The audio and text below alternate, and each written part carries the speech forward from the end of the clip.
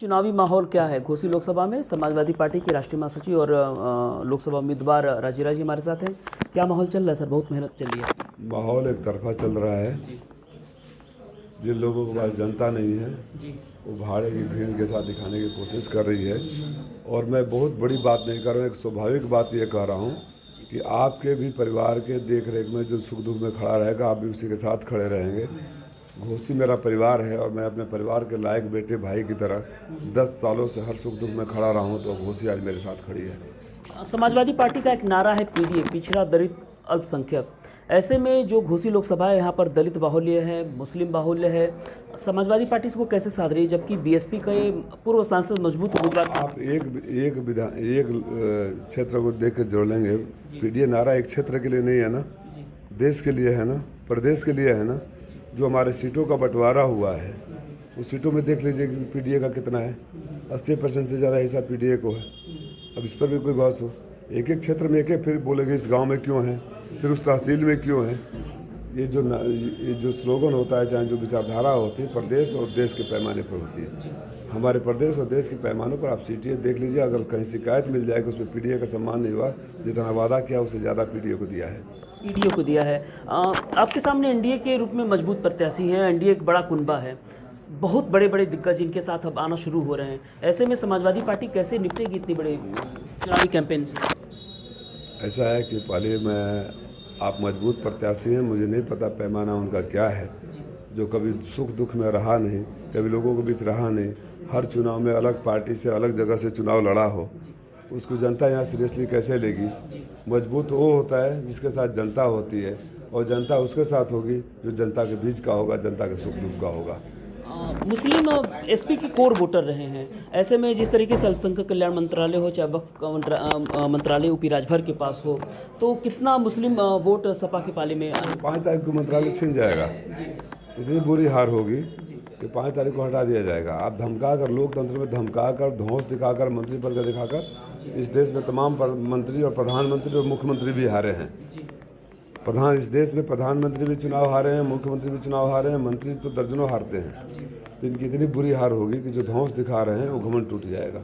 आपके लगातार भाषणों में एक बात कॉमन देखी गई है कि आपने राजनीतिक परिपक्वता को अपनी दर्शाया है। वहीं सामने आपने हमेशा आरोप ये लगाया कि कहीं ना कहीं वो उनके जो भाषण होते हैं वो उनके मुद्दे से हटके होते हैं, जबकि बीजेपी का जो कैंपेन है वो राम मंदिर है, धारा 370 है, 400+ है। ओपी राजभर का ये मुद्दा से काफ़ी अलग रहा, क्योंकि उनके पास कहने का कुछ नहीं। मैं फिर अपील कर रहा हूँ कि घोसी की जनता वो अभागी जनता है जिसको 20 साल से अपने सांसद की आवाज़ सदन में सुनने के लिए तरस गई है। यहाँ के किसी के सुख दुख में वजह कोई भी रोआ, कोई सांसद उनके दरवाजे पे नहीं रहा है।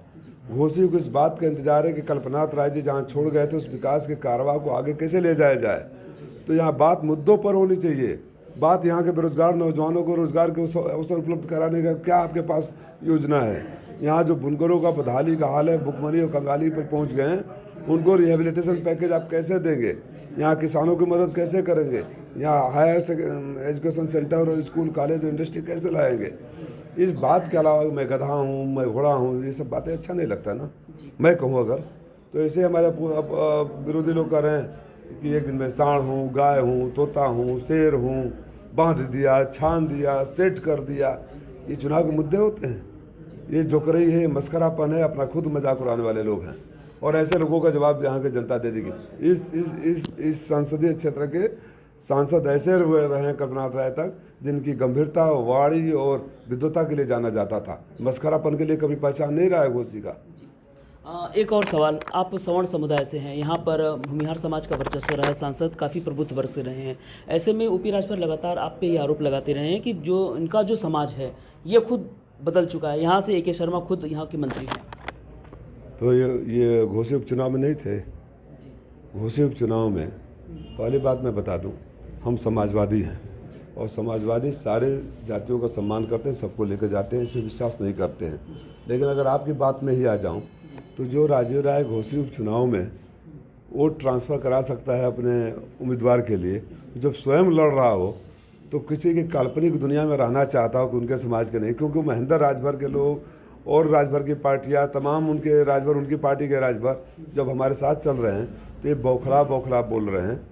माननीय मंत्री जी, आप अपना घर संभालिए, आप अपने बच्चों को सेट करिए। मुझे सेट करने की हैसियत आपकी नहीं है, मुझे टिकट दिलवाने की औकात आपकी नहीं है। और जहाँ तक हमारी जातियों के उस जाति की इस जाति की बात कर रहे हैं, ये खाली इतना मऊ के लोगों को बता दीजिएगा कि 2 बार मंत्री रहे हैं, 7 साल से विधायक हैं। आपने मऊ में कहीं खड़ंजा लगवाया है? जिस जहूराबाद के विधायक हैं, आप लोगों को दृश्य याद होगा कि ये मंत्री रहते हुए अपने घर का रास्ता खुद ही फावड़ा से बना रहे थे। तो जिस मंत्री की हैसियत सरकार में इतनी हो कि अपने घर का रास्ता फावड़ा से बना रहा हो, सड़क तक नहीं बनवा पाया हो, वो जनता के लिए क्या करेगा? और जनता के बीच जो बड़ी बातें कर रहा है, जनता को एहसास होना चाहिए। इसलिए बड़बोलापन बंद करिए, गंभीरता लाइए। घोसी के जो इतिहास रहा है उसके इतिहास को समझिए, उसके हिसाब से यहाँ बहस करिए।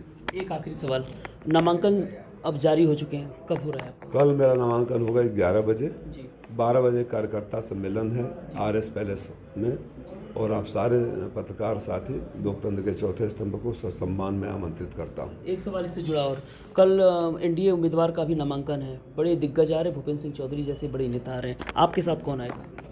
मेरे साथ जनता आएगी। जिसके पास दिखाने को कुछ नहीं होता है वो बाहर से लाता है। जब मेला खाली होता है तो तमाशे दिखाने वालों को लाया जाता है।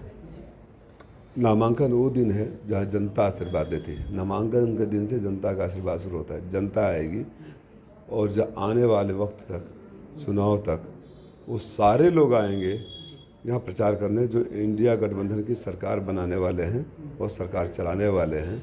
वो सारे लोग आपको मऊ की धरती पर दिखाई देंगे। बहुत बहुत धन्यवाद। हमारे साथ राजीव राय जी थे। हालांकि लगातार NDA के उम्मीदवार और उनके पिता मंत्री ओम प्रकाश राजभर पे लगातार हमलावर हैं। हालांकि कल नामांकन होगा, नामांकन के बाद चुनावी प्रक्रिया आधिकारिक रूप से शुरू हो जाएगी, लेकिन परिणाम 1 तारीख के मतदान के बाद आएंगे। भारत समाचार के लिए विनय ज्ञानचंद, मऊ। एक आरोप लगाना चाहता हूँ, मुझे पता